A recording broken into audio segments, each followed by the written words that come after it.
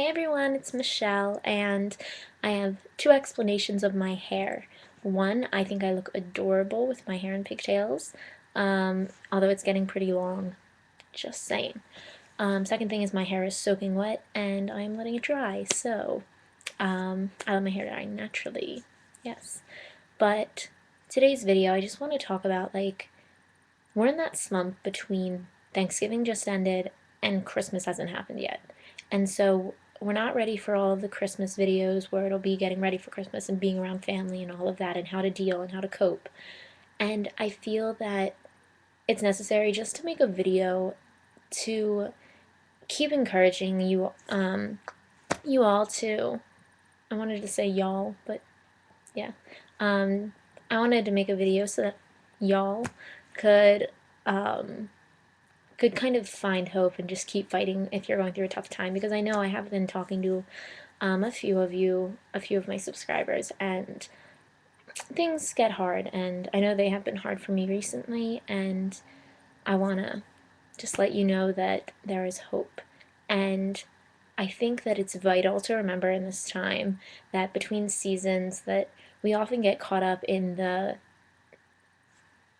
like the preoccupations of what's going on. We're around family more. We're in search of getting presents for our friends. We're thinking about food and how we're gonna cope, and it's kind of like everything's being thrown at you at once. And it's like, well, what are you supposed to do? And I think that um, in looking at that, it's like, well, okay, you could try however many times you've tried already, whether it be years worth of trying this over and over again, thinking that you're going to get a different result, or your first year of trying to handle all of that and still fight for your eating disorder, still fight um, to be in that pain, and use your eating disorder as your coping mechanism. I think that especially around the holiday season is when you can go either way.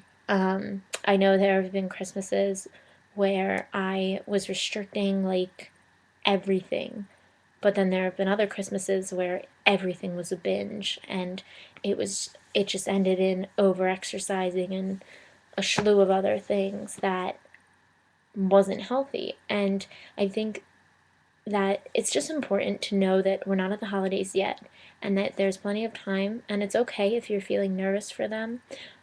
It is a scary time, especially because food is constantly everywhere. And I have one thing on my mind that I just want to talk about. The I was thinking about the Christmas time and how it's always giving, and you're supposed to give to the poor, which is a good thing, and you all should do it. You should help people. Okay, rant over. But you should give to, you have to get gifts and give them, whether it be for a Pollyanna, for your family, for your friends. Maybe you guys play the Chinese gift game, which is so fun, and I love doing that. But it's just a lot of giving in that way. It's giving of your time, because a lot of the times, first, sorry, I just burped. I was eating cereal in my Tinkerbell, Tinkerbell. It says Peter Pan bowl. Actually, it's my sister's, so if she's watching this, I give you credit. But basically, getting back to the point, if you are a student, I know that at this time teachers love to pile on homework. They love just giving you everything, because then they're like, oh, you'll get a break over the holiday. Your school's anything like mine, you don't get that break. They give you homework for the holiday, and it becomes a lot and very stressful, and it's really hard to deal with sometimes. And I think that when you're giving your time for that too, you feel like you're all spent out, like you can't do anything. I know a lot of the times, with your extracurricular activities too, I know I'm constantly busy. I'm running from place to place, and I just sometimes need to take a break. And I come and I sit down in my room, and I'm like, this is the first time I really sat down all day, and it'll be 10:30, and I'm like, that's weird. Should have been able to sit down beforehand. But yes, I think that it's vital during this transitional time to just reiterate the fact that there is hope and that you can recover from your eating disorder. There are so many people who have done it. So it's not like just anyone. You can't just say, oh, only celebrities like Demi Lovato or Portia de Rossi or um, Mary Kate Olsen. I think it was Mary Kate. But yeah, they're celebrities, so that's why they get over it. No, there are ordinary, average people. Whether they have written a book like Jenny Schaefer has, or they could be people here on YouTube. I know I'm a big fan of Lou Federer, and she has just battled her eating disorder and is reclaiming life and living it, and not just going in this like going in and out her days being like, oh, okay, food, I'll have a bad relationship with it, but it won't cause me that much stress. No, she, in my view of her, is fully recovered from her eating disorder and is living her life as best as she can, because although her life isn't perfect, because no one can have the perfect life, she's living it and she's having fun. And I know there's other people like Magical Charlotte who is battling her eating disorder, and I know with me, I'm battling my eating disorder and just working and working and working. And we aren't celebrities, we aren't anything. We come from maybe middle class families of like, we're not anything really special, and it's just there's a lot thrown at you. And I think that in looking and turning to people like us, or Ariel, I know she's recovered from her eating disorder, and she is such a wonderful support thing, and she has so much insight into eating disorders. And just like, you look at these people, that you look at all these YouTubers in the eating disorder community who have recovered from their eating disorders, and it's just like, it kind of reiterates the fact that it is possible that people can recover from their eating disorders, and that you don't have to suffer anymore. You don't have to be in pain every day of your life.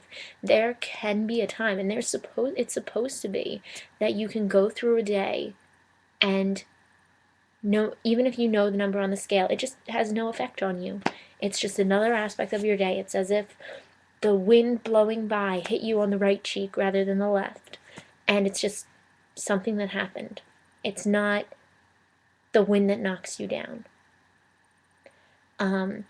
So I want to reiterate that, and I think that a wonderful thing, I know I want to do this, as we lead up into this period of holidays and food and stress and the homework and all of that, to write down reasons why you are still fighting. What do you want to get out from, like, from recovery? Do you want to live your life without your eating disorder? Do you want to actually celebrate like Christmas and New Year's and just be happy and celebrate and be with your family and relax? Or do you want to concern yourself with your food, your eating, your exercising, your weight, all of that?